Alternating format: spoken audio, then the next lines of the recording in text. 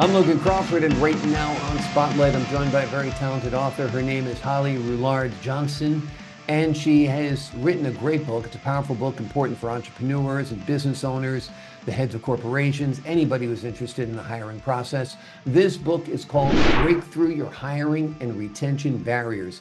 It's an essential read, offering groundbreaking strategies for business leaders struggling to attract and retain top talent, transforming the way we think about building successful teams. We're delighted to have this very talented author join us here today on Spotlight. We thank our team at Atticus Publishing for helping us put her in the spotlight today. And we ask viewers like you to support writers like her by subscribing to our channel and by purchasing her wonderful book. The links are below the interview. Holly, great to see you here today on Spotlight.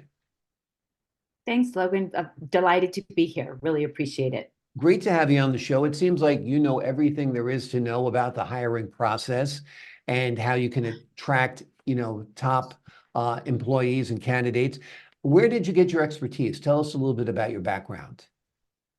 Well, it's really, I've walked the talk. I was running a seven-figure PR and marketing firm and loving my job, thinking I was doing everything right. And then a key employee came in and quit. Yeah. And it was a real eye-opener for us because, as I said, we thought we were doing everything right, paying her a really good salary, letting her pick and choose her clients, and shielding her from the challenges of running a business. And by doing so, we, unbeknownst to us, did not make her feel valued and appreciated because she was not involved in this discussion. She was basically, she was kind of let out to do but what she wanted, but she didn't understand the complexities of running a business. So, like a lot of people who start their own business, they're doing it because they hate their boss or they think they can do it better or it's really easy. And so that kind of shifted me. So I went from loving my job to hating my job. I needed somebody in the door fast, and we hired somebody, and that person nearly destroyed our business and ruined our company culture. Mm. Yeah, it's so important, particularly for a small and medium-sized company, to have the right people and retain the right people, because often if that employee goes out the door, a chunk of your business is going out the door. And it sounds like that was kind of your experience. So what are some of the strategies you have learned since that bad experience that will help others who are in that hiring, firing position, that'll make or break the company? Well, the most important thing is to step away from fear-based hiring and really make sure that you have the foundation of understanding what your vision is. And your vision is you, the business owner, or the board or whatever, if you're a larger company.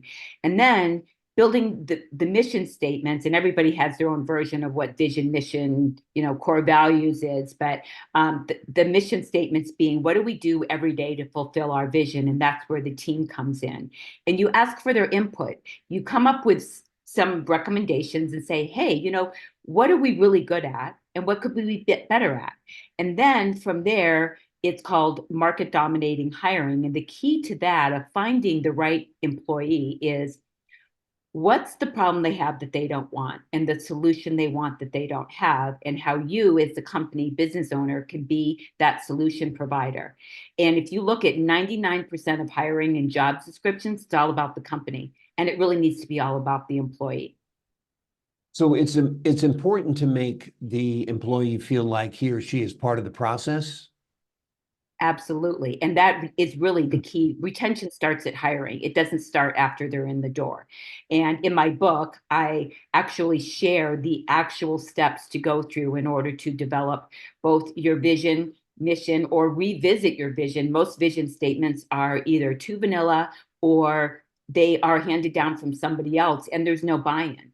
And your entire team should know what your vision statement is, and it should be 10 words or less. It's not a long series of words that nobody gets their head or their mind or their soul around. Absolutely. What would you say one of the key mistakes leaders make when hiring someone? They don't ask the questions and they go through one interview and they're just kind of doing desperation hiring. It's really a three-step process. And I get it all the time. I don't have time to do this. And, I'm going, and I talk about this in my book. You can't afford not to, because just look at the numbers, and it's, 2 to 3 times salary that it's costing you every time somebody walks out the door. And so, you know, just think about if you could improve your retention by 20 or 30%, which is totally doable, even better if you employ the principles in my book, what that means to your bottom line. And that's going to give you more revenue to be able to provide added benefits and create more of the culture that a lot of these employees are asking for and wanting. Absolutely. What was it like for you writing this book? Tell us a little bit about the process for you. You know, it, as complicated as hiring and retention seems, it's really pretty simple. And I came to this conclusion when I was interviewing. I was looking for a sequel to my first business book called Break Through Your Net Profit Barrier. And a publisher came to me and said, "Hey, I'd like to write your third book." And I'm like, "Okay, well, I've been kind of thinking about it, but I'm not really sure what I should write on." And he goes, "Go out and interview business owners and CEOs and find out what their number one barrier to profitability is." And it was hiring and retention. And I kind of stepped back and I went, the same principles apply to breaking through your net profit barrier as they do to hiring and retention. And actually, the principles in breaking through your net profit barrier apply to every facet of your business. It's just where the challenge is. And then how do you shift to the mindset of your client or customer or employee? Again, it's around the problem they have that they don't want. They're looking for a place. And I interviewed millennials too, when business owners were saying, "Oh, they're all lazy and they don't want to work." And I'm going, "Oh, is that true?" No, they just want to be aligned to something, because 80% of what any of us do, I don't even care if you're in the C-suite, is really not all that interesting. So how do we make it interesting? Well, you're aligned to a vision. It's why nonprofits succeed, because their buy-in is on a vision base. It's not on a money base. And there's 16 reasons why people leave, and only one has to do with money. Yeah. It seems like, or perhaps it seems like to me, maybe you have a different observation, but has the hiring process changed as we become more of a gig economy? Are you more likely to hire a contractor or a freelancer to work for you than an actual employee? Well, there's definitely a lot of companies doing that. But again, if you're going to hire, and I have a client who he's a has a painting company. He's got 3 crews and they've been with him for 3 years because he follows these principles. I mean, and contractors are really hard. They're typically all about the money, but you still have to have them have buy-in on your vision, which is why it's so important. And I call it's like laying the foundation. Do you want a concrete pour for your house, or do you want a house built on stilts? It might last for a while, but it's not going to be sustainable over the long term.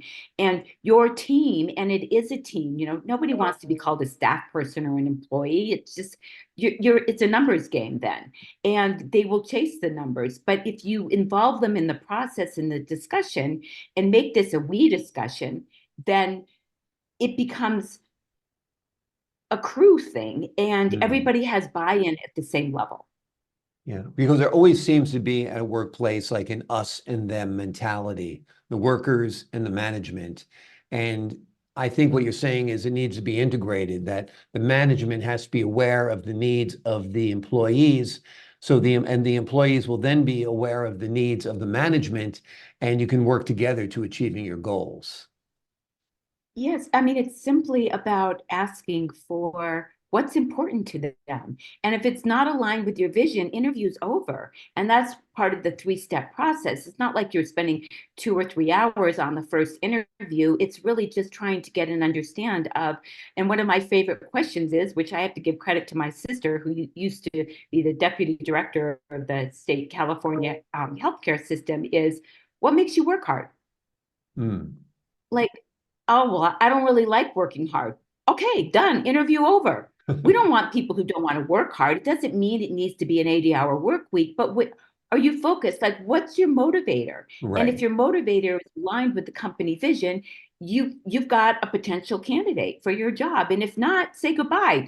thank you very much for your time, but I don't see this as a fit. Yeah, no, that's a great question. What motivates you to work hard? Although people do lie on interviews, no doubt. But Hey, my best interview turned into my worst hire. But again, there is a process, and yes, you have to call references. And part of the process that I talk about is in your, character traits that you're looking for. Hire a character, you can always train them. And I realize higher up in the hierarchy, you need some people with some skill sets, but it's really more about a character thing that's aligned with your vision, and have them rate themselves on the top 10 character traits that you're looking for. And then you go, so when I call your boss, um, or your reference, what would they say? Or how would they rate you? hmm. And then it's like the pause and go, you know what?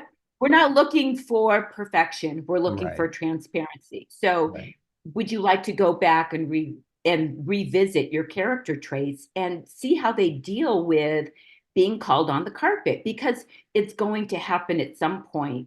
We're all human beings, and we're going to need to be called out on something that we did or didn't do, and give them the opportunity to correct it before you just, lambast them or fire them. right. Everybody deserves a second chance.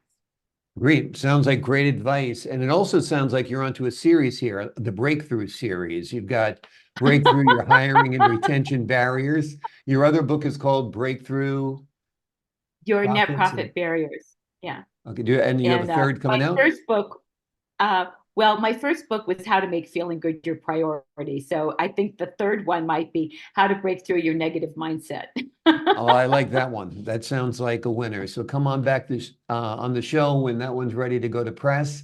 In the meantime, let me recommend this book to you. Even if you're an employee, I think this is a great book because you'll better understand the minds of managers, entrepreneurs, owners, and corporate leaders. And I think that's important too, if you're really looking to break through to that next big job. And of course, if you run any of those organizations, this is an essential tool. It's called Breakthrough Your Hiring and Retention Barriers. It's an essential read offering groundbreaking strategies for business leaders struggling to attract and retain top talent. Holly, thank you so much for joining us here today on Spotlight. My pleasure. Thanks, Logan. Great talking with you. Appreciate all the tips and advice. And to the folks at home, I'm Logan Crawford, thanking you for your time this time. Until next time on Spotlight.